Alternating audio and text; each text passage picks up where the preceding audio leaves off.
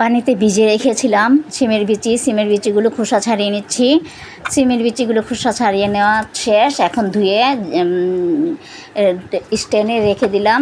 তো শোল মাছের মধ্যে আমি লবণ দিয়ে দিব, সামান্য পরিমাণ লবণ, হলুদ, মরিচ দিয়ে এটাকে ম্যারিনেট করে কিছুক্ষণের জন্য রেখে দিব। এবং এখন আমি একটা মশলা তৈরি করে নিব। বাটিতে দিয়ে দিলাম লবণ, দিয়ে দিচ্ছি আদা রসুনের বাটা, এখন দিয়ে দিলাম মরিচের গুঁড়ো, দিয়ে দেব হলুদের গুঁড়ো, সামান্য পরিমাণ পানি দিয়ে গাঢ় একটা ডো তৈরি করে নিব। এখন কিছুক্ষণের জন্য এই মশলাটাও রেখে দিলাম পাশে।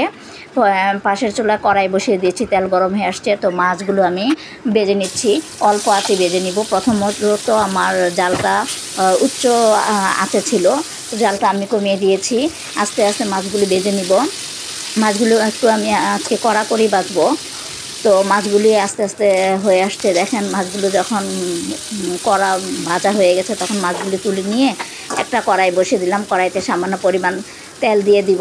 সামান্য পরিমাণ তেল দিয়ে তেলটা গরম হয়ে আসলে পেঁয়াজ কুচি দিয়ে দিলাম। পেঁয়াজ কুচি কিছুক্ষণ ভেজে নিব। কিছুক্ষণ পেঁয়াজ কুচি ভেজে নাড়াচাড়া দিয়ে ভেজে নিব।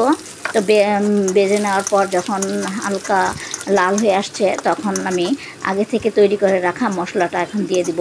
মশলাটা দিয়ে বাটিটা ধুয়ে আবার একটু পানিও দিয়ে দিব।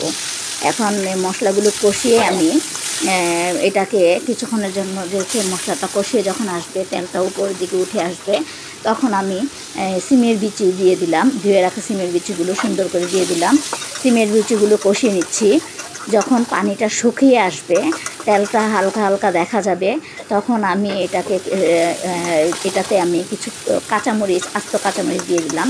পানিটা প্রায় শুকিয়ে আসছে, তো আমি এখানে কিছু আস্ত কাঁচামরিচ যোগ করে দিলাম। আস্ত কাঁচামরিচ দিয়ে আমি সামান্য পরিমাণ পানি দিয়ে দিলাম। আরেকটু পানি দিব যাতে সিমের বিচিগুলো সিদ্ধ হয়ে যায়।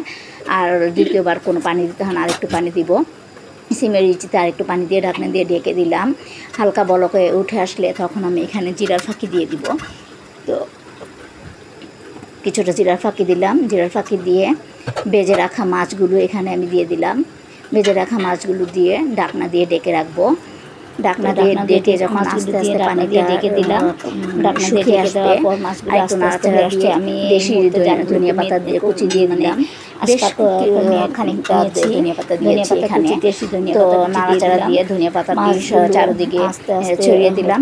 এবং চুলটা যখন গাঢ় হয়ে আসবে তখন একটু হালকা গাঢ় হয়ে আসছে, তখন একটু নাড়াচাড়া দিয়ে জালটা বন্ধ করে তুলে নিলাম। একটা বাটিতে এসে তুলে নিলাম। এটা হয়ে গেল আমার সিম দিয়ে শোল মাছ রান্না। তরকারি কেমন হয়েছে দেখেন, কেমন হয়েছে। আল্লাহ হাফেজ।